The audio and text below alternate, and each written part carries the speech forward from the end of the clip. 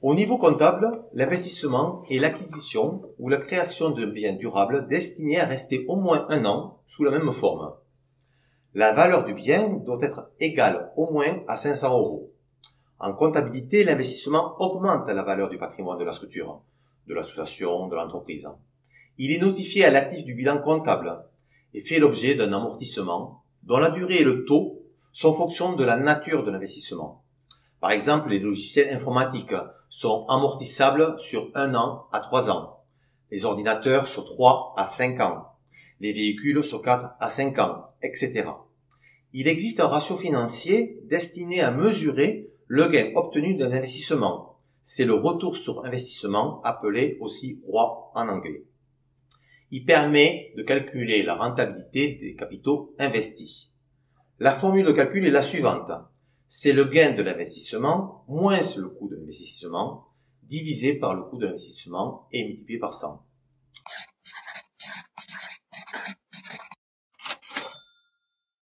Nous venons de parler de l'amortissement. Mais qu'est-ce que l'amortissement? Au niveau comptable, c'est le terme que l'on emploie pour constater la dépréciation de la valeur des immobilisations. Cette dépréciation de la valeur est causée par des facteurs physiques, l'usage d'une machine par exemple dans le processus de production, des facteurs techniques.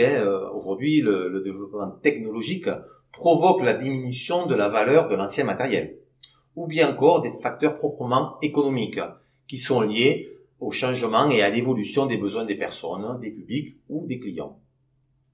À savoir que certaines immobilisations qui ne se déprécient pas par l'usure ou avec le temps sont non amortissables. C'est l'exemple du fonds de commerce, du droit au bail, des marques ou des terrains.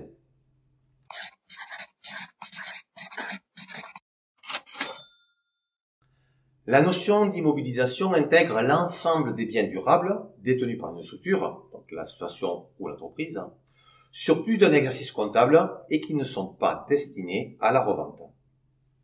Ces biens représentent des investissements engagés afin de développer le potentiel productif de la structure.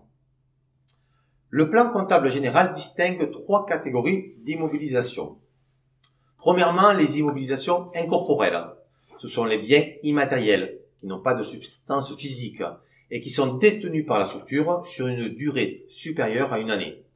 Parmi ces immobilisations, on compte le fonds commercial, les logiciels, le droit au bail, les brevets ou les licences. En 2, les immobilisations corporelles. Ce sont les biens tangibles destinés à être utilisés d'une manière durable durant le cycle d'exploitation de la structure. On distingue ici les terrains, les constructions, le matériel industriel, les agencements et les installations techniques, le matériel de transport ou les équipements de bureau.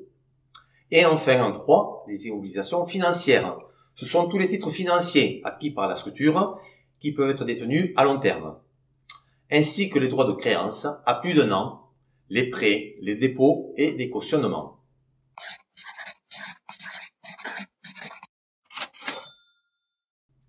La créance désigne une dette matérielle ou de service qu'un débiteur doit à un créancier. Les créances clients sont donc l'ensemble des sommes que les clients doivent à la structure.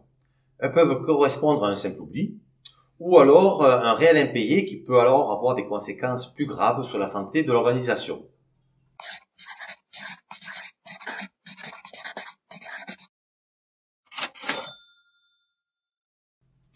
Pour conclure sur cette séquence, je vous propose un petit aparté qui peut servir d'introduction à la 2e semaine consacrée à l'analyse financière.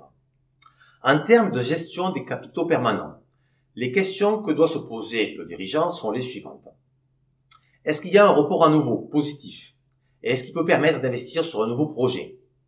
Y a-t-il une réserve de trésorerie suffisante? Est-ce qu'il y a un emprunt? Et si oui, qu'est-ce qu'il finance? Au niveau de l'actif immobilisé, est-ce que les immobilisations sont en fin d'amortissement? Est-ce qu'il y a des investissements au cours de l'année et de quel ordre? Est-ce qu'il faut prévoir de nouveaux investissements? En ce qui concerne l'analyse de l'actif circulant, est-ce que les créances ont augmenté? Si oui, il est alors nécessaire de chercher les causes dans le compte de résultat. Est-ce que dans l'année, on a eu plus de subventions, plus de prestations ou moins?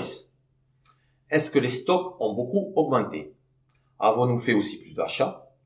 Et concernant les dettes à court terme, est-ce qu'elles augmentent? Y a-t-il eu une augmentation de l'activité qui alors, est-ce qu'elle a généré plus de frais de personnel avec recours possible aussi à de la sous-traitance? Est-ce que les dettes peuvent être payées parce que l'on possède de disponibles en banque? Y a-t-il besoin du paiement des créanciers pour pouvoir régler nos dettes? Enfin, l'analyse des disponibilités. Est-ce qu'il y a un découvert en banque? Est-il exceptionnel ou récurrent? Est-ce qu'il y a des charges financières constatées durant l'année? Est-ce qu'on possède de l'argent qui est placé? Une règle de calcul pour estimer l'autonomie financière de la structure est la suivante.